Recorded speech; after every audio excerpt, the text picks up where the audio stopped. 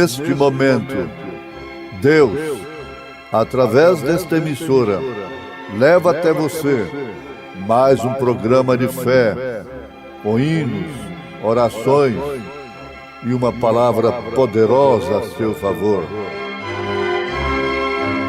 Fé para vencer o mundo. Somente crer, somente crer, tudo é possível, somente crer, somente crer, somente crer, tudo é possível, somente crer. O Deus de nossos pais ressuscitou a Jesus, ao qual vós matastes, suspendendo-o no madeiro.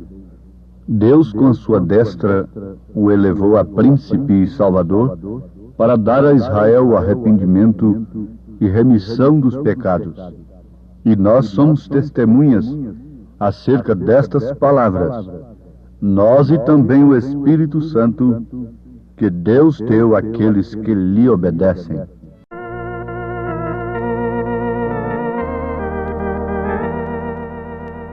Quando o dia enegrecer e o labor findar, veremos lá do céu Jesus com todo o seu poder, e Ele virá em sua glória para receber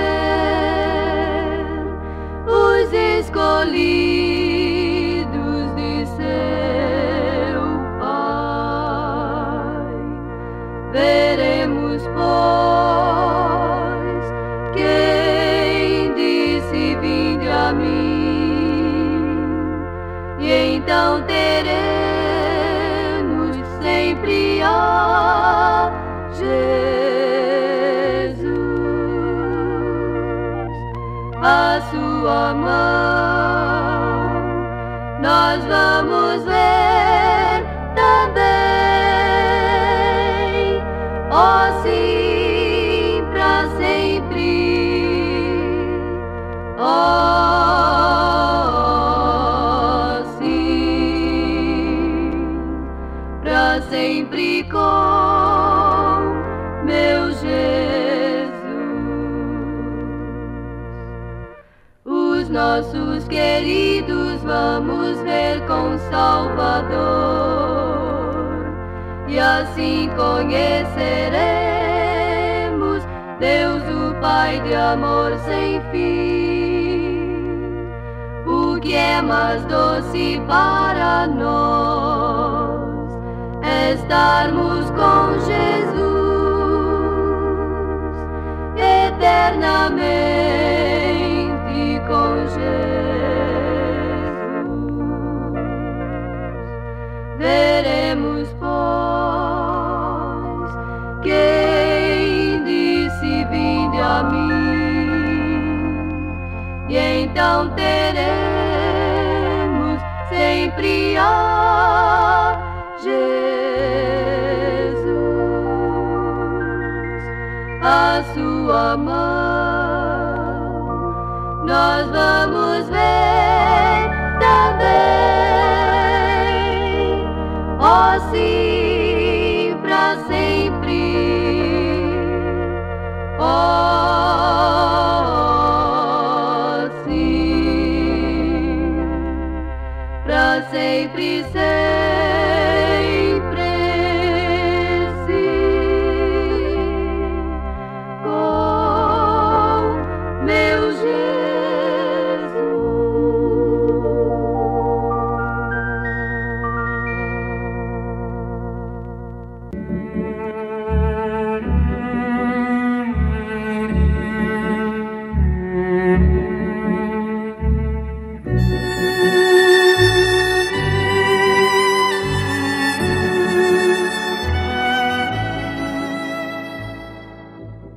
E sem dúvida alguma, grande é o mistério da piedade.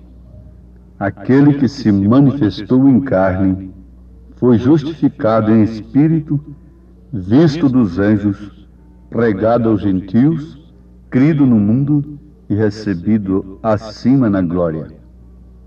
1 Timóteo, capítulo 3, verso 16.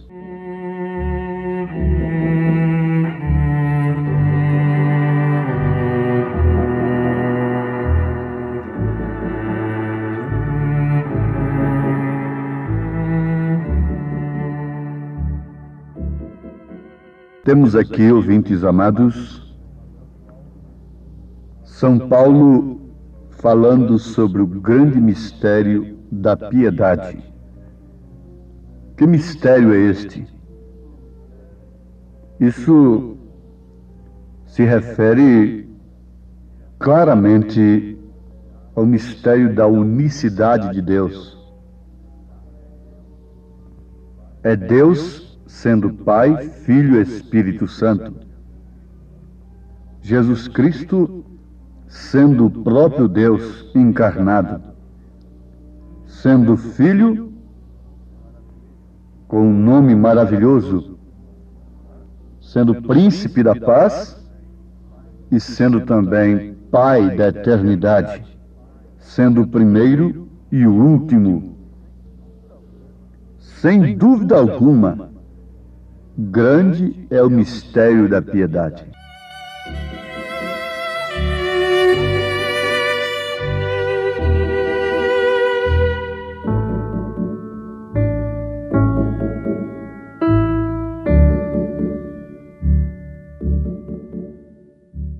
Vamos afirmar para os nossos ouvintes que se Deus não der uma revelação de si mesmo ao homem, o homem estará totalmente perdido no engano religioso. Jesus disse, se referindo à era em que estamos vivendo, que, se possível, enganaria até os escolhidos. Mas não é possível, graças ao Senhor. Por quê? O mistério, uma vez manifestado em Jesus Cristo, vem se cumprir agora em sua noiva. Não é propriamente em um homem à parte, mas sim na noiva de nosso Senhor Jesus Cristo, em seu corpo, que não tem outra cabeça senão o próprio Cristo.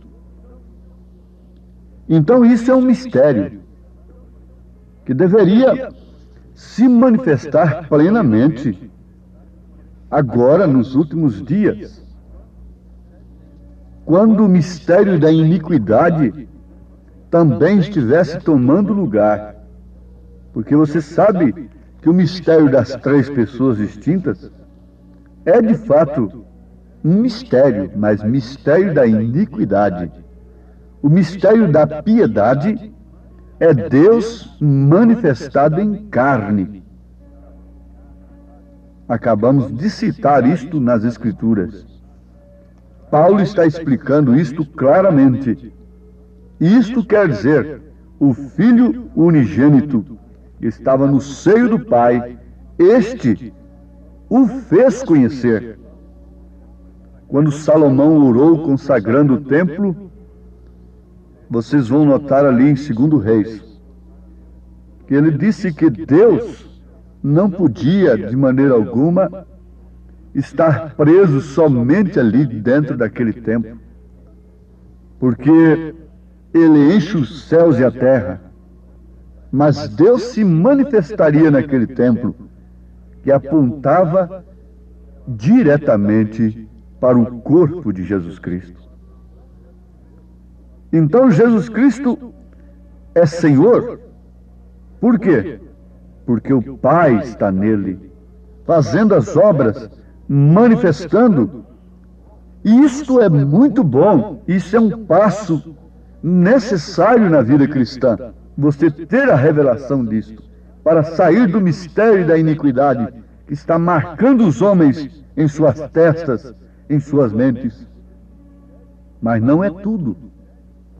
Esse mistério vem a se cumprir no corpo de Jesus, que é sua igreja eleita, sua noiva eleita. Vamos repetir o que vale a pena ser repetido.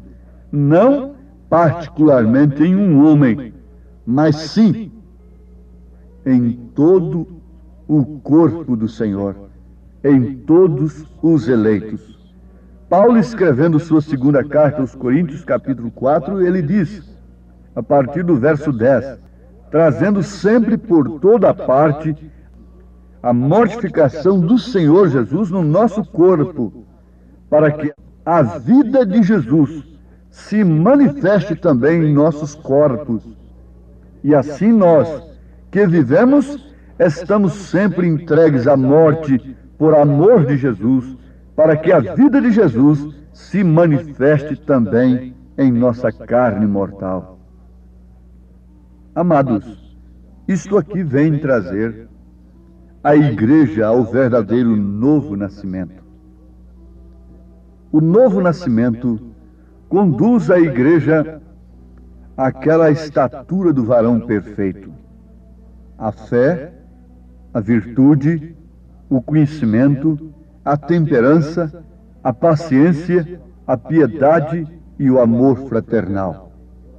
Nada disto do homem particular, mas todas estas virtudes sendo de Jesus Cristo, do próprio Deus, operando nesta carne mortal. Isso é um mistério piedoso, isso é mistério da piedade. Deus se fazendo homem para que o homem se fizesse Deus. Somos pequenos Messias, somos deuses, diz a palavra. Agora, Sara achou muito duro e descreu naquilo que ela estava ouvindo Eloí falar com seu marido. Por quê? Porque ela se encontrava impossibilitada, mas descrendo, ela estava chamando Deus de mentiroso. A dúvida está dizendo que a palavra de Deus é mentira. Sara não morreu por causa de Abraão, e nós já não perecemos por causa de Cristo, por causa do Senhor Jesus. Mais tarde, Sara chegou à conclusão de que, de fato, o filho teria que vir através dela. Filho legítimo, não através de uma serva escrava, mas sim o filho legítimo, Isaque, era através dela mesmo.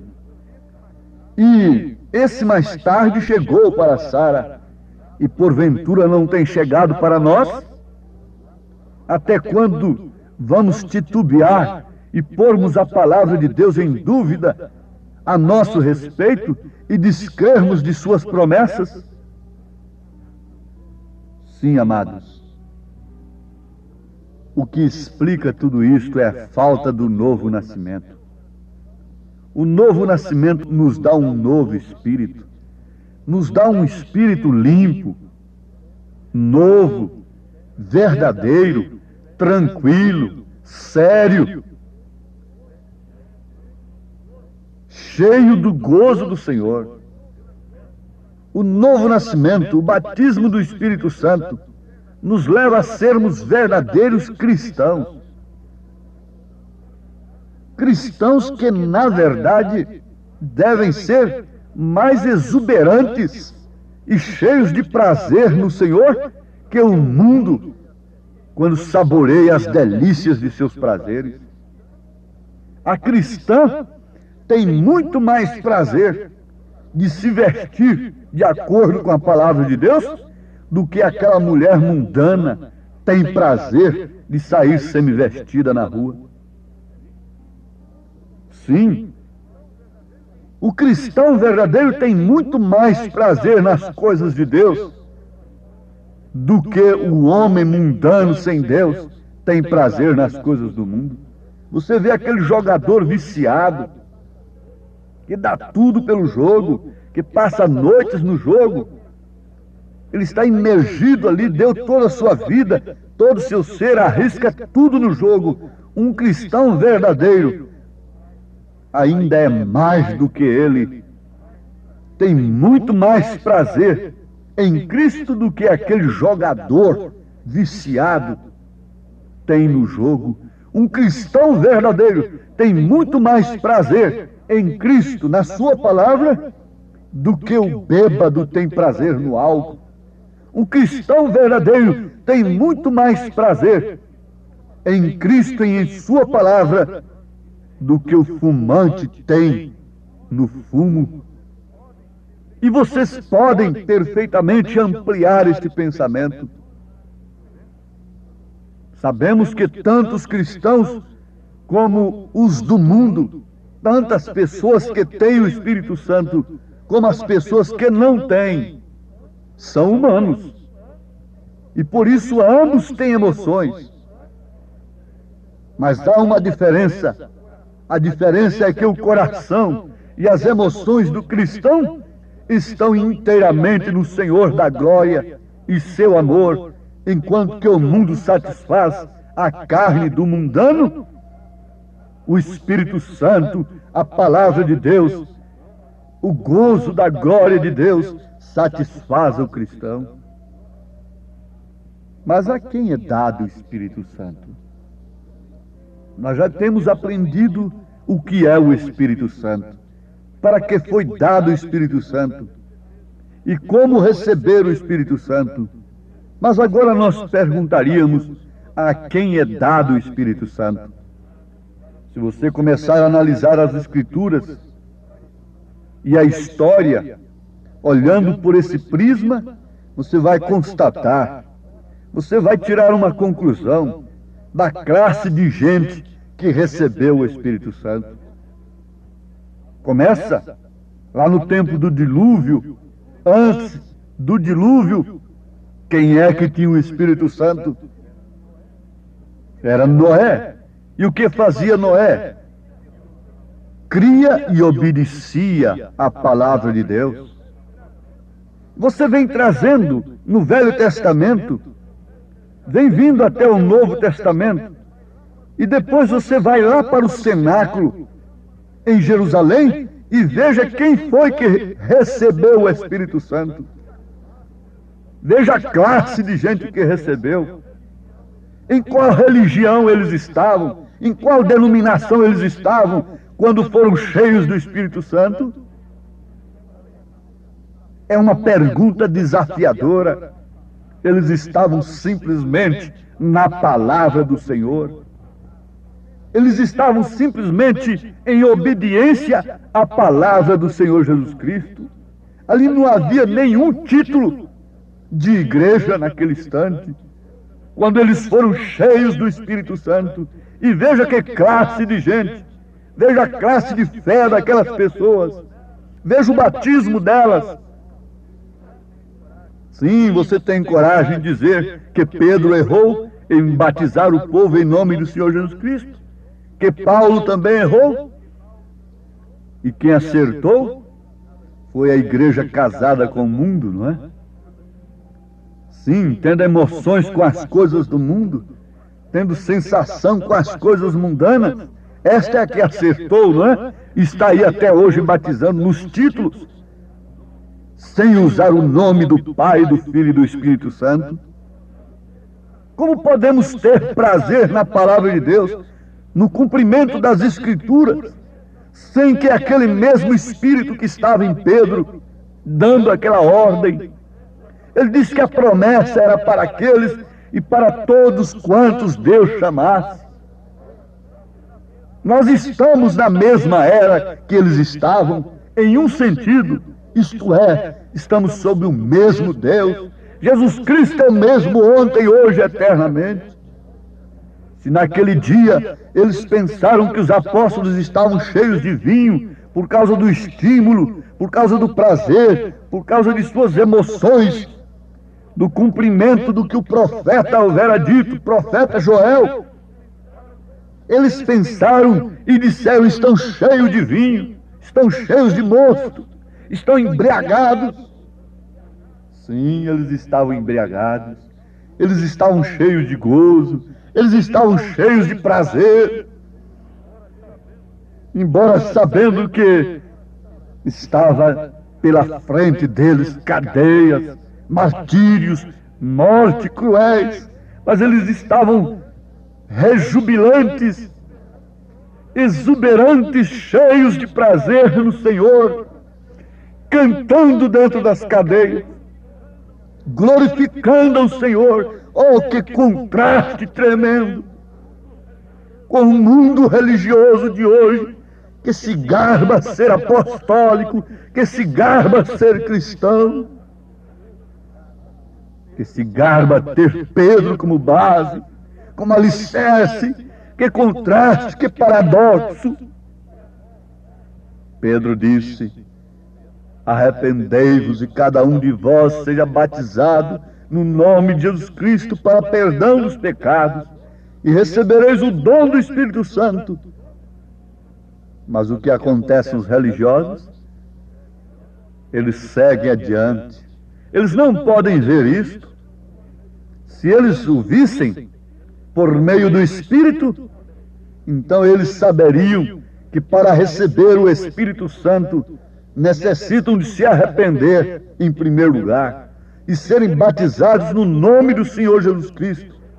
E então Deus estaria obrigado a cumprir a sua palavra, enchendo-os com o Espírito Santo. Mas tem uma coisa: estes incrédulos nunca entram no Espírito de Deus, porque se o fizessem, sucederia justamente com eles exatamente como diz a palavra. Nós acabamos de citar Pedro dizendo: e nós somos testemunhas acerca destas palavras, nós e também o Espírito Santo que Deus deu àqueles que lhe obedecem. Você diz que está obedecendo a palavra de Deus? Isto é bom. Qual é o resultado da maneira que você está obedecendo? Tem lhe dado todo prazer e todo gozo em Cristo Jesus? Você já pode chamar as coisas que não são como se já fossem? Você tem aquela fé que é o firme fundamento das coisas que se esperam, a prova das coisas que não se veem? Ou somos crentes naturais, que só enxergam pelos olhos naturais e querem receber recompensas de Deus somente aqui na terra, e tendo o crescimento material da organização como bênção de Deus? Que engano, que cegueira! Justamente na era em que a igreja seria rica, abastada, é que Deus a chamou de pobre, miserável, cega e nua. Apocalipse 3, versículo 17. Justamente quando ela estivesse rica. Que Deus abençoe a você individualmente. Você é a igreja de Jesus Cristo. Você chega a ser a revelação, a manifestação do mistério da piedade. Deus em carne, Deus andando em dois pés. Esse é o mistério de Deus na sua igreja, não propriamente em um homem à parte, mas nos seus eleitos, em seus filhos, em todos quantos Deus chamou e deu-lhes o Espírito Santo. Em nome de Jesus, recebam convicção disto. Amém.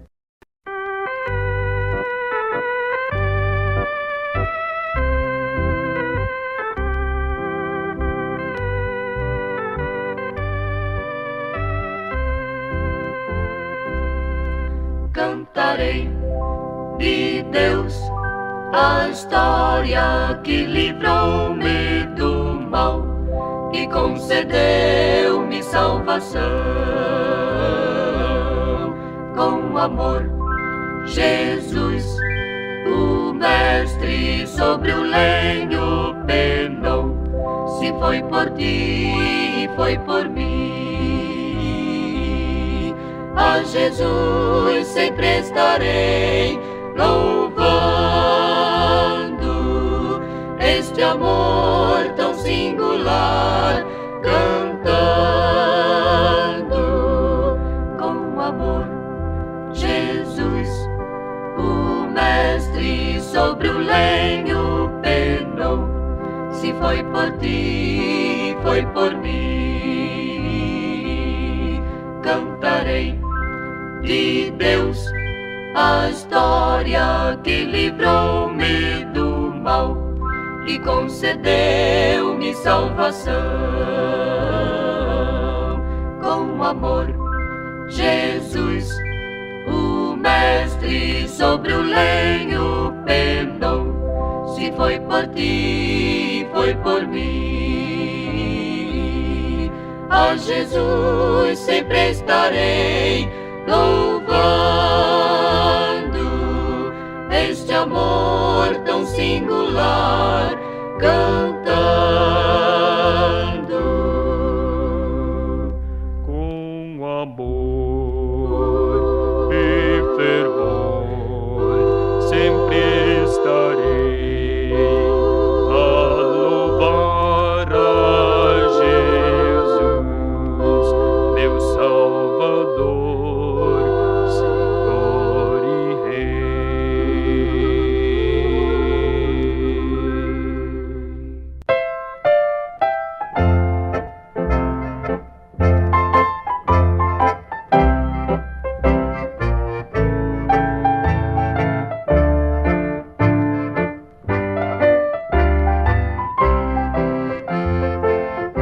Coroa real, não houve para meu Jesus, mas sim espinhos, dores e a cruz.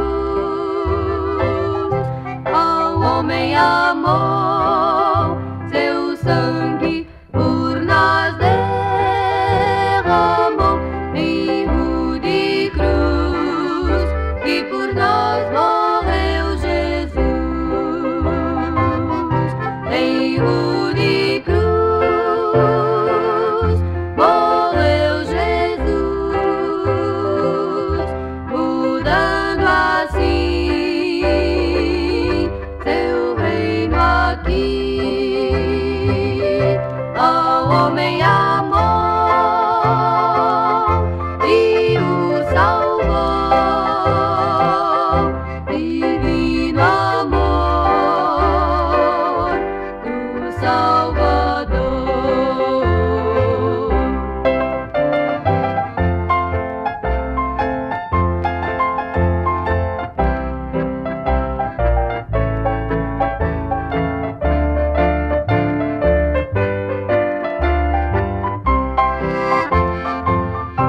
Cristo não teve um mundo de muito esplendor, mas padeceu num madeiro de horror. Ele sofreu por nós dores e aflições. Bendito Rei em toda a criação. Em rude cruz morreu Jesus, mudando assim seu reino aqui.